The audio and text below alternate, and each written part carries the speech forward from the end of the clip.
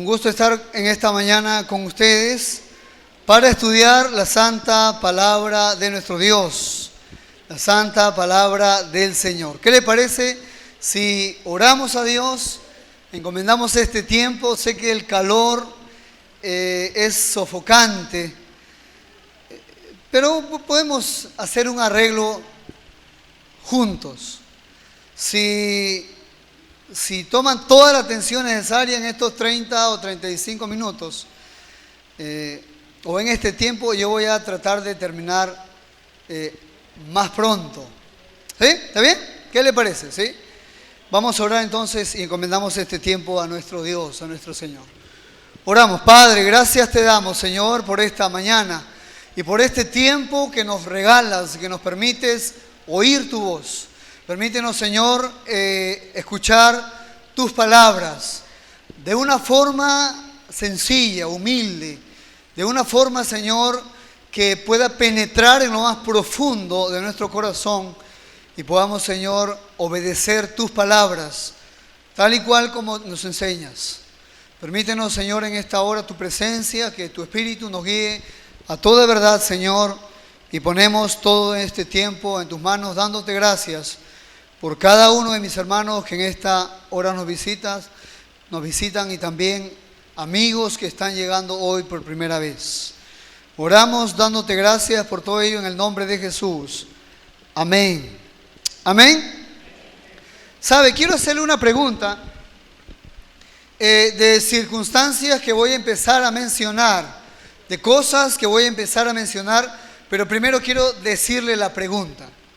¿Cómo reacciona usted ante estas cosas? ¿Qué cosas? Yo todavía no le he dicho, ¿no? Por eso le digo, ¿cómo reacciona? O cuando escucha usted este tipo de cosas, ¿cuál es su reacción, su posición? ¿Cuál es su forma de ver o de pensar?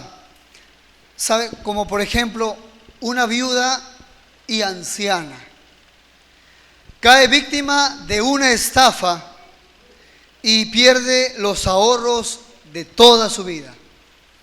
¿Usted se imagina eso? Un niño indefenso es abandonado por su despiadada madre en la puerta de un hospital. Claro, aquí no ocurre esas cosas, ¿verdad? Aquí en Perú no ocurre, esas son noticias internacionales. ¿O es que acá ocurre también? También ocurre.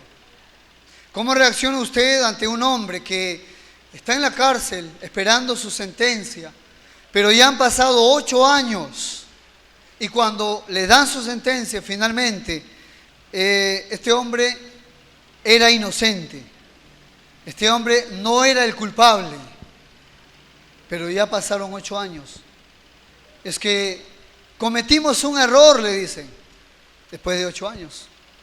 ¿Cómo reacciona usted ante los violadores, homicidas, asesinos, que los dejen salir de la cárcel sabiendo que van a seguir haciendo lo mismo y cuando salgan habrá muchas víctimas y probablemente puede ser que esas víctimas seamos usted y yo?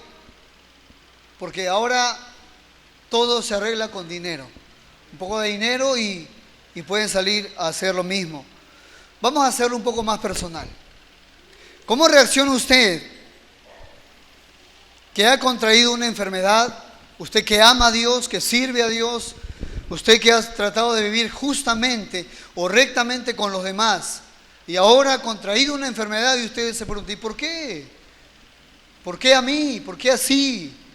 ¿Por qué tuvo que pasarme este tipo de cosas? O de repente la enfermedad es de un cercano en su propia familia. ¿O por qué?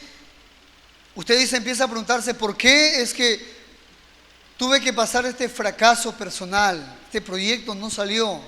Habíamos planificado todo y finalmente no sucedió nada. O de repente usted dice, ¿por qué es que el rumor de mi nombre se está corriendo por toda la iglesia, por todo mi centro de trabajo? Están destruyendo mi reputación. Y esto está trayendo amargura y resentimiento a mi vida. ¿Por qué? ¿Por qué estas cosas? O alguien se enteró de algo y tú ahora lo sabes y tú dices, pero ¿por qué nadie dice nada? O en el ministerio donde tú estás trabajando, donde las cosas no son como deberían o como piensas que deberían ser y tú dices, ¿por qué así o por qué así? Y estás pensando salir un momento de ahí, retirarte de ese lugar y tantas cosas que podemos hablar del por qué esto y por qué lo otro y por qué así, por qué así, como este hombre de padre de familia dice, veo a mi familia con tantas necesidades, yo estoy saliendo a buscar trabajo, pero ¿por qué Dios permite que yo no encuentre trabajo? ¿Por qué de esa forma? ¿Por qué nuestro niño está en el hospital tan pequeño y la culpa tiene, pero ¿de qué tiene la culpa? ¿Por qué es que mi cónyuge, mi esposa, me traicionó y me pagó de esta forma? Y Dios dice que yo tengo que soportarlo y que tengo que comprenderlo y entenderlo y seguir adelante. Pues no lo entiendo. ¿Por qué suceden este tipo de cosas? ¿Sabe? 3 siervos de Dios, profetas de Dios, varones de Dios, estaban en el ministerio de Dios, sufrieron este tipo de cosas, este tipo de situaciones. ¿Cómo reaccionaron ellos? No es tan importante de cómo reaccionamos nosotros. ¿Cómo reacciona usted y yo ante este tipo de cosas, este tipo de situaciones? Quiero que me acompañe al libro de los Salmos, Salmo 73. El libro de los Salmos, capítulo 73. Y vamos a mirar el primer caso de un hombre llamado Asaf, que también estaba preguntándose de la misma forma, de la misma manera. Salmo 73.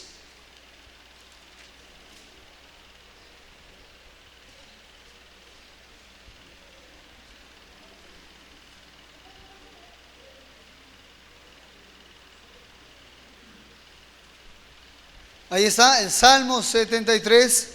Si usted no lo encuentra y ya está pasando tiempo, usted puede leerlo junto con nosotros ahí.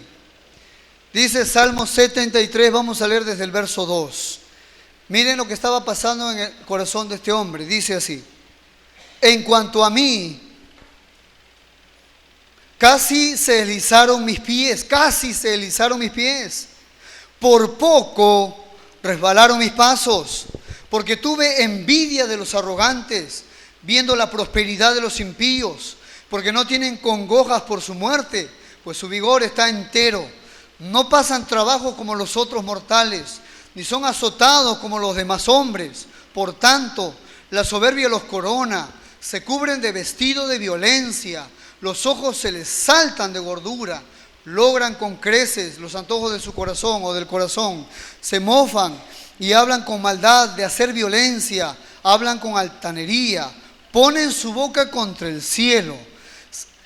Y dice, y su lengua pasea la tierra. Por eso Dios hará volver a su pueblo aquí, y aguas en abundancia serán extraídas para ellos. Y dicen, ¿cómo sabe Dios?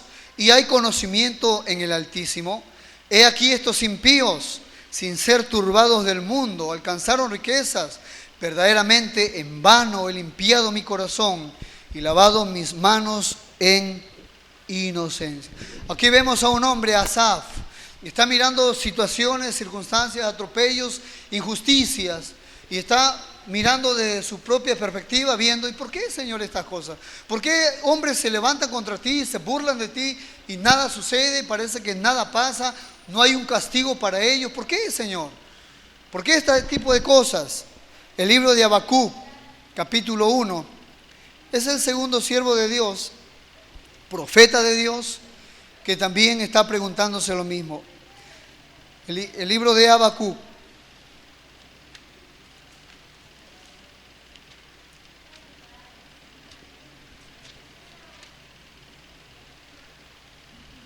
El libro de Habacuc, capítulo 1. Usted dice, ¿y dónde se encuentra Habacuc? Bueno, está después de Nahum. ¿Y dónde está Nahum? Está antes de Miqueas. Bueno, finalmente Habacuc está en la Biblia, hermano. Así que vaya a su índice si no encuentra. y ahí va usted a encontrarlo rápidamente. El libro de Habacuc, capítulo 1, versos del 1 al 3 o al 4, dice así. O ahí está, ahí lo tenemos ya. Verso 2 dice: ¿hasta cuándo, oh Jehová, clamaré y no oirás? Daré voces a ti a causa de la violencia y no salvarás. ¿Por qué me haces ver iniquidad y haces que vea molestia? Destrucción y violencia están delante de mí. Pleito y contienda se levantan, por lo cual la ley es debilitada y el juicio no sale según la verdad. Por cuanto el impío asedia al justo, por eso sale torcida la justicia. Y aquí encontramos la misma situación, la misma circunstancia, los mismos personajes, el mismo argumento. Los impíos están prosperando, la gente mala que no busca a Dios, está yéndoles bien a ellos. ¿Y por qué no pasa nada? ¿Por qué no ocurre nada? ¿Y por qué sufrimos tú y yo, que conocemos a Dios, injusticias? Y a ellos parece que les va bien, que prosperan, que mejoran, que progresan. ¿Por qué suceden estas cosas? Y el tercer profeta de Dios, el libro de Jeremías, capítulo 12. Y aquí es donde vamos a quedarnos. Jeremías, capítulo 12, del libro de Jeremías.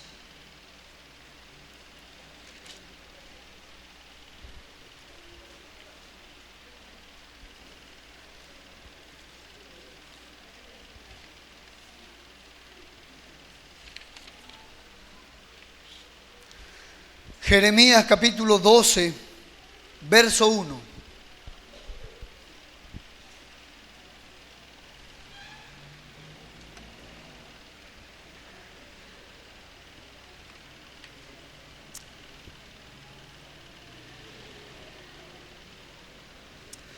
Dice así: justo eres tú, oh Jehová. Escucha aquí un ratito, aquí nos paramos un momento. Jeremías va a tener una conversación con Dios y él va a poner la base de esta conversación y va a decirle: Señor, yo sé que tú eres justo, yo sé que tú eres imparcial y que tú das a cada cual lo que le corresponde y lo que le pertenece. Señor, quiero que sepas claramente que estoy convencido que tú eres así, tú das con equidad a los demás. Eres justo, Señor. Pero quiero preguntarte una cosa. En el verso dice: justo eres tú, oh Jehová, para que yo dispute contigo. Sin embargo, alegaré mi causa ante ti. ¿Por qué? ¿Por qué es prosperado el camino de los impíos? Y tienen bien todos los que se exportan deslealmente. Y aquí encontramos nuevamente el porqué. Ahora, una cosa es cierta, este es su porqué de él. ¿Por qué los impíos prosperan? Es su porqué de él, de Jeremías. Pero tu porqué de repente es distinto. Tu porqué de repente es: ¿por qué se hace así en el ministerio? ¿Por qué no me han dado hasta ahora un ministerio? ¿Por qué tengo que perder estas cosas? ¿Por qué están hablando mal de mí? O tantos por qué que tú puedes tener y que puede ser con mucha razón. Pero ¿sabes lo peculiar de estas tres historias? Es que Dios no censura a ninguno de estos profetas. Dios no se asombra porque ellos se están sintiendo así y están teniendo este tipo de cuestionamientos de esta manera, de esta forma. Dios no se sorprende y Dios no toma una actitud para con ellos y dice: ¿sabe qué, Jeremías? Si vas a ponerte así, de ahora en adelante no quiero saber nada contigo.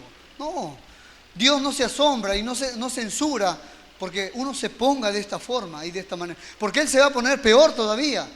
Y Él está alegando su causa delante de Dios y Él se va a poner peor todavía porque va a abrir más y va a hablar muchas cosas más. ¿Sabe? Tener un corazón sincero para Dios es lo mejor que tener un corazón que aparenta espiritualidad y aparenta rectitud. Que una persona se sienta de esta forma y de esta manera para Dios es mejor que una persona en su presencia aparente tener mucha, pero mucha santidad o mucha rectitud. Es como una persona que va a Dios y ora al Señor y le dice: sí, Señor, yo entiendo que estas cosas son para bien, pero en su corazón por dentro está quebrado, está resentido. O sea, Dios quiere mejor que nos portemos así con Dios, mejor que le digamos a Dios de esta forma, que aparentemos en su presencia algo que no es, porque Él lo sabe todo. Él lo sabe todo y lo conoce todo. Pero siempre se nos han dicho, ¿no? Siempre en cualquier situación difícil nos han dicho, no te olvides que todo obra para bien. Sí, tú tienes que seguir adelante porque todo tiene su propósito. A los que aman a Dios, las cosas les ayudan a bien. Y siempre hemos escuchado, no preguntes por qué, sino para qué. Sí, pero Dios no tiene esa única respuesta. Aquí yo encuentro otra respuesta de Dios, muy distinta y muy diferente, que solamente pregúntate para qué y no por qué. Hay mucho más que eso todavía. Mucho más. Porque algunos que lo saben muy bien y saben ese versículo de memoria muy bien de Romanos 8:28, a algunos ya eso no les ayuda, pero lo saben, lo entienden y hasta lo han memorizado, pero no ayuda mucho. ¿Sabe? Jeremías se va a poner peor todavía. Con este tipo de corazones Dios quiere trabajar. Ese corazón que quiere abrir al Señor lo que sucede en su vida, lo que hay en Él, lo que piensa, lo que está cuestionando ahora. Ese tipo de corazón que no le parece estas cosas, pero bueno, vamos a hablarle a Dios. Y aquí encontramos un primer principio. Toda situación, toda circunstancia, todo pensamiento que tú sientas, creas, pienses, todas las cosas que tú empiezas a preguntarte por qué esto, por qué lo otro, debes saber que tienes que alegar esto delante de Dios. Verso 1 dice, justo eres, oh Jehová, para que yo contienda contigo, dispute. Sin embargo, alegaré mi causa ante ti. No ante mi hermano. No ante mi hermano en Cristo, que lo puede deslizar. No ante otro que puede ser de tropiezo para aquel. No, si voy a hablar algo, voy a hacerlo delante de Dios. Voy a hacerlo en la presencia de Dios. Voy a contarle esto a mi Dios. Algo que estoy cuestionando de mi fe. Algo que estoy pasando y que no entiendo. Algo que está sucediendo en mi vida que no sé cuál es la respuesta. Voy a alegarlo delante de Dios y de nadie más. De nadie más. No voy a deslizarlo, no voy a chismear, no voy a murmurar, no voy a causar tropiezo a otros. Voy a alegarlo delante de mi Dios. Amén. Así. Esta es la actitud. Esto es lo que Dios quiere para nuestras vidas. Esto es lo que Él anhela para nosotros. Él se pone peor en su corazón. Y en el verso 3 nosotros encontramos, o verso 2, nosotros encontramos sus quejas. Los plantaste. ¿De quién está hablando Jeremías? ¿De quiénes está hablando? Dice, los plantaste, echaron raíces, crecieron. ¿De quién está hablando Jeremías? De los impíos. Muy bien, Mario. De los impíos está hablando. Voy a necesitar otro micrófono, está fallando este, por favor. Si me pueden pasar. De los impíos está hablando. ¿Y sabe qué dice? Mire verso 2. Los plantaste, echaron raíces, crecieron y dieron fruto. Cercano estás tú en sus bocas, pero lejos de sus corazones. Y él está disertando con Dios y dice, Señor, yo les estoy viendo cómo se desenvuelven. Ellos le está dando resultado lo que hacen, lo que proyectan, sus negocios. Le está yendo bien a ellos. Y ¿sabes qué más, Señor? Yo los veo y dan gracias a Dios. Pero, Señor, yo sé cómo viven. Yo sé lo que hacen. Pero dan gracias a Dios con sus bocas, pero sus corazones, Dios, están lejos. ¿Cómo puedes prosperarlos? De esa forma y de esa manera. En el verso 3 dice, pero tú, oh Jehová, me conoces, me viste y probaste mi corazón para contigo. Arrebátalos como ovejas para el degolladero, señálalos para el día de la matanza. Y así es.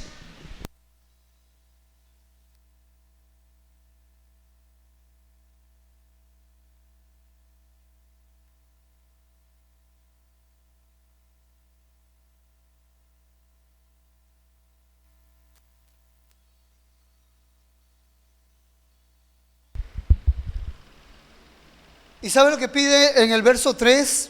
Él pide, Dios castígalos. ¿Por qué no los castiga? ¿Sabe? En la presencia de Dios, cuando tú experimentes estas cosas, es lícito que tú le cuentes y le digas todo a Dios lo que tú sientes. Si quieres pedir una cabeza, hazlo en la presencia de Dios. Eso no quiere decir que Dios va a quitarles la vida a alguien, que tú ores y que tú estés quejándote. Pero está bien que sea lícito, que tú digas estas cosas en la presencia de Dios, en la presencia del Señor. Él está pidiendo que los castigue, está pidiendo que los arrebate como ovejas, que los degolle, que los señale para el día de la matanza, etcétera, etcétera, etcétera. Y Dios no se asombra porque un profeta le hable así a Dios, porque está siendo honesto, porque está sintiéndose muy mal. Está en un momento de su ministerio de 16 años siendo llamado. Dios le ha llamado, Dios le ha dicho no temas, yo voy a estar contigo. Y él está haciendo la obra de Dios y ahora en la mitad de su ministerio están pasando estas cosas en su corazón. Como puede estar pasando contigo, conmigo. En algún momento dado de servir a Dios, de seguir a Dios, te vas a cuestionar muchas cosas. ¿Por qué? Por cómo te sientes y por lo que está sucediendo. Entonces, aquí vemos a un hombre de Dios que está pasando este tipo de situaciones. ¿Sabe? ¿Cuál es la respuesta a estas cosas? ¿Cuál es la solución a este tipo de situaciones? ¿Dios es indiferente? ¿Dios no quiere responder? ¿Dios va a pasar por alto lo que pasamos, lo que vivimos? Dice un escritor que pedirle a Dios una respuesta o que nos explique algo. ¿Tú te imaginas eso? El barro que le diga al alfarero, ¿por qué me haces así? Pero miren lo que dice este hombre. Hay mucha sabiduría en esto, sería bueno que lo apuntes. Él dice así: el saber el porqué de las cosas en algún instante de la vida es importante. Qué bueno, está bien. En algún momento de la vida, ¿quieres saber el porqué de algo? Sí, está bien. Pero dice, pero más importante es saber dónde buscar la respuesta y no cuál es esta. Más importante es saber dónde buscar la respuesta que saber cuál es la respuesta. Alega tu causa delante de Dios. Alega tu causa delante de Él. Arroja tu corazón delante de tu Dios, porque Él no se va a impresionar por lo que estás sintiendo, estás pensando. Y Dios le va a responder a Jeremías. Mire, Dios no tendría que explicarnos nada. Dios no tendría que decirnos, mira, por esto, por aquello, por lo otro hago estas cosas. No. Pero Dios le va a responder a Jeremías. Le va a dar una respuesta que ninguno de nosotros, ni yo mismo, por haber estudiado lo sé, pero ni yo mismo hubiera esperado esta respuesta. Pero sabe, antes de eso, debe saber algo. ¿Qué pasa si Dios le da la respuesta? ¿Va a cambiar algo? Ya, supongamos que Dios te responda. ¿Sabe qué, hijito? Te voy a responder. ¿Eso va a cambiar algo? ¿Eso va a cambiar tus circunstancias que ahora mismo estás pasando? Que Dios te responda, todo va a ser color de rosa ahora. No va a suceder mucho. No va a cambiar mucho. Dios le responde y le dice en el verso 5, miren la respuesta de Dios. Increíble es.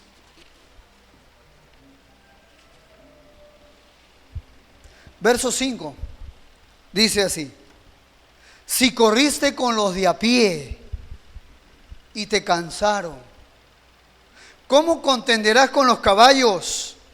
Si en la tierra de paz no estabas seguro, ¿cómo harás en la espesura del Jordán? Miren lo que Dios le dice al profeta, la respuesta de Dios.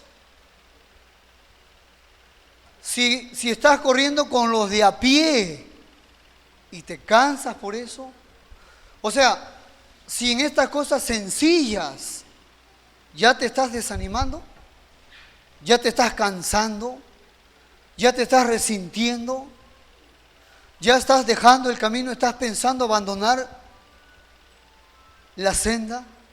Si estás corriendo con los de a pie y te cansaste, te cansas, te fatigas, ya te cansaste, ya no quieres más, ya no quieres continuar. No, Señor, es que duele, aprieta fuerte. Pero Dios dice, pero si son con los de a pie, estás corriendo con los de a pie y te estás cansando con eso. te fatigas, ya no das más, te estás resintiendo porque no te han tomado en cuenta en el ministerio, porque no te dan un ministerio. ¿Sabe? Un pastor le decía a su congregación que hay momentos en la vida donde uno puede estar pensando muchas cosas. Uno puede estar pensando muchas situaciones, abandonar el grupo de alabanza, dejar de servir donde estoy sirviendo porque que no me parece así o así, etc. Y Dios dice, pues estás corriendo con los de a pie, ya te desanimaste, ya vas a abandonar. ¿Cómo será, dice el Señor, cuando corras con los caballos?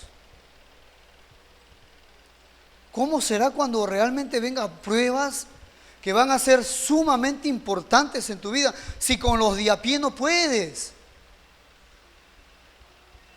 Si no puedes con los de a pie.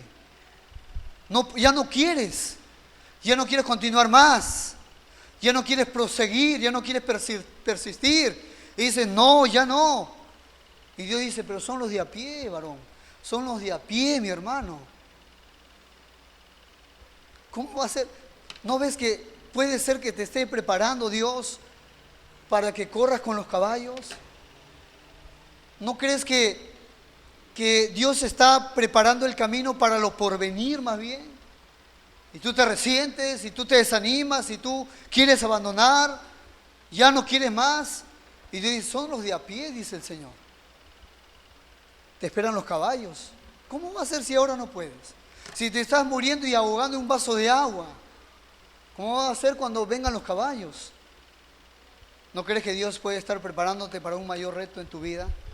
¿No crees que en vez de tomar cierta actitud en medio de tus pruebas, puede ser que Dios está preparando y formándote? Porque con los caballos van a necesitar más resistencia, más fortaleza, más fe inclusive, para ganarle un caballo.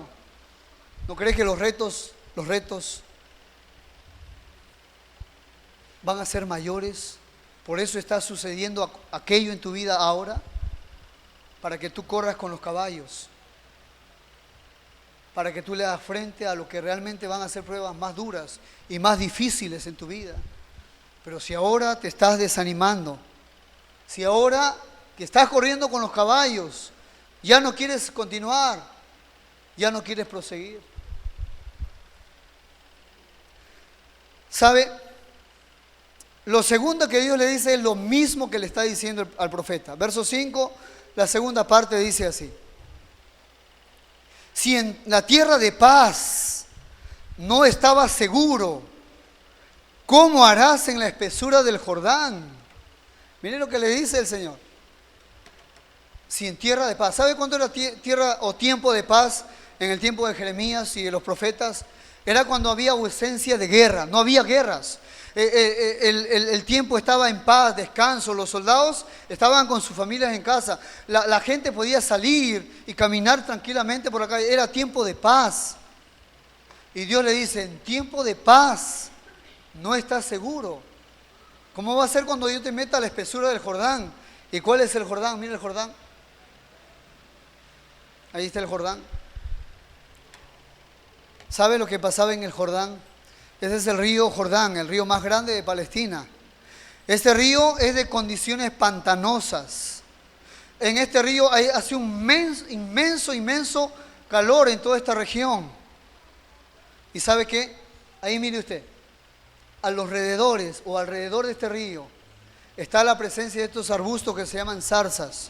Estas están llenas de espinas. ¿Y sabe qué más? En medio de estas zarzas acostumbran vivir las fieras más salvajes que corrían por el río Jordán. Y Dios dice, mira, si en tierra de paz no estás seguro, si yo te meto al Jordán, ¿cómo vas a responder? Si ahora lloras, cuando venga lo mayor, lo más fuerte, el Jordán, ¿cuál va a ser tu actitud? Si ahora reniegas, si ahora quieres abandonar, si ahora te estás quejando y quejando por una y otra cosa, Dios dice, pero estás corriendo con los de a pie, estás en tierra segura y estás lleno de temores en tierra segura. Y si te meto al Jordán, ¿qué va a suceder? ¿Cuál va a ser tu respuesta, tu actitud?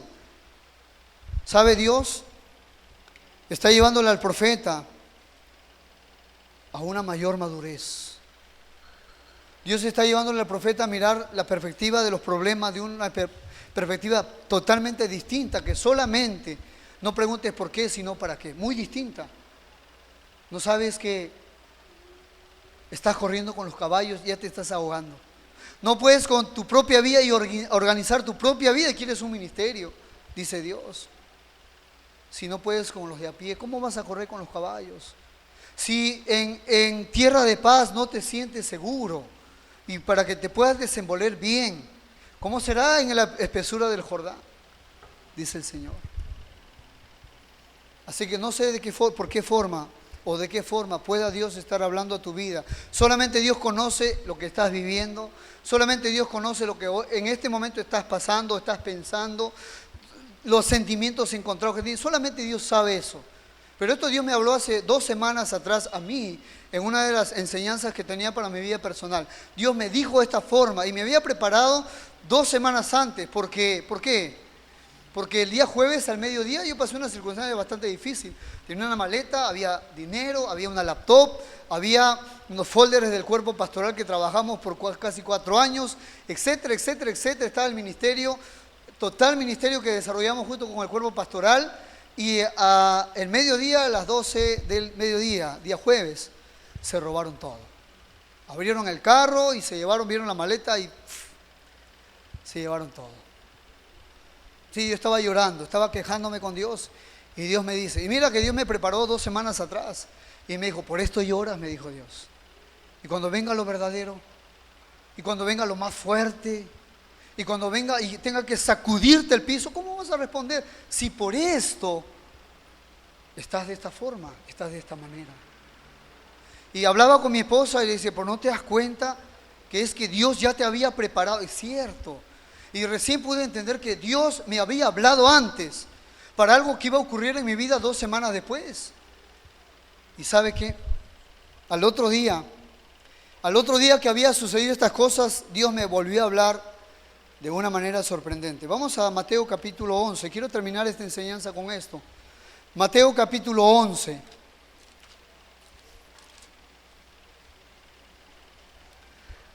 Mateo capítulo 11, y con esto quiero acabar esta enseñanza. Aquí se acaba la prédica, aquí se acaba la enseñanza. Estamos en 27 minutos, más o menos.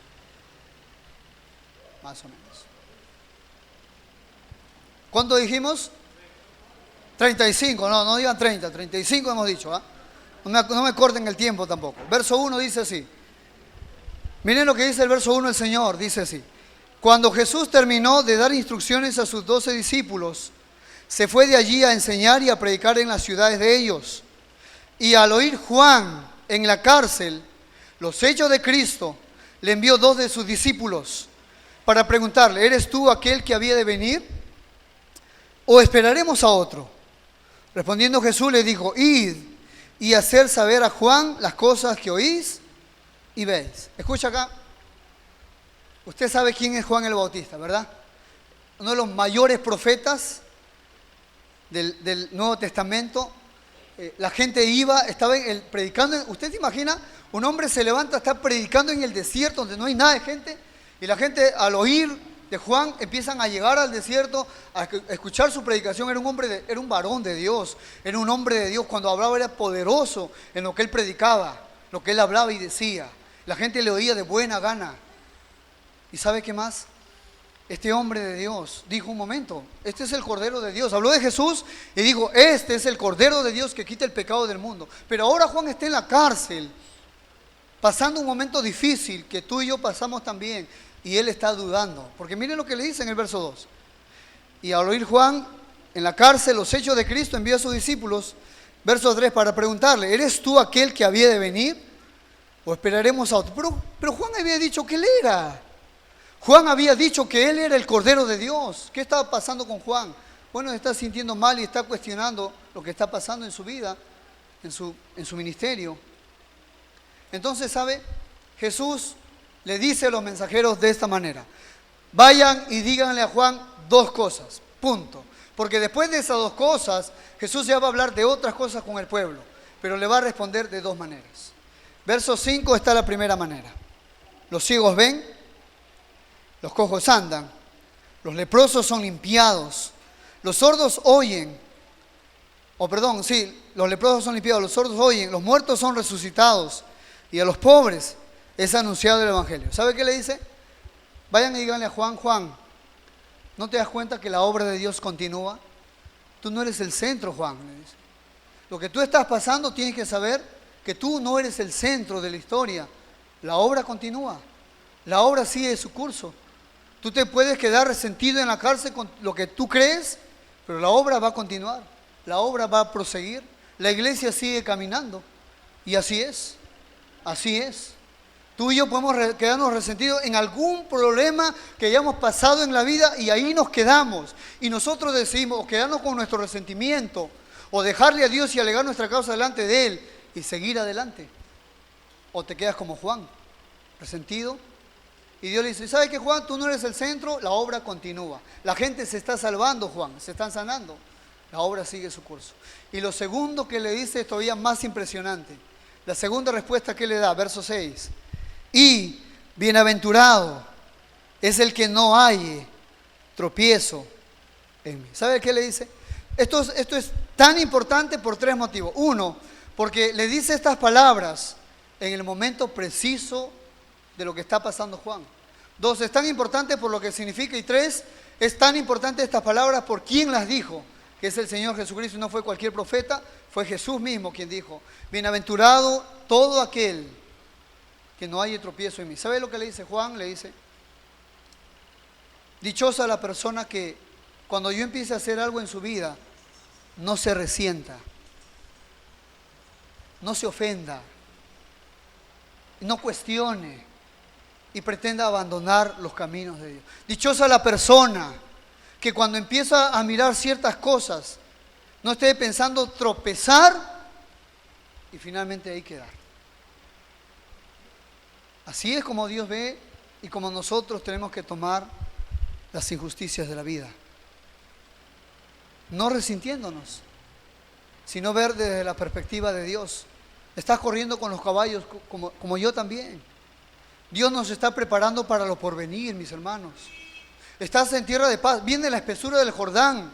Te está preparando para que en medio de las fieras, en medio de las zarzas, de las espinas, tú salgas adelante. Te está preparando para esto, porque todavía estábamos en tiempo de paz, todavía muy sencillo, y si en lo pequeño y sencillo no podemos responderle a la vida, ¿cómo va a ser cuando corramos con los caballos? ¿Vamos a terminar resentidos? Cristo dijo, bienaventurados todos aquellos que no se resienten por mi causa. Amén. Vamos a orar. Donde tú estás, te voy a invitar a que cierres tus ojos.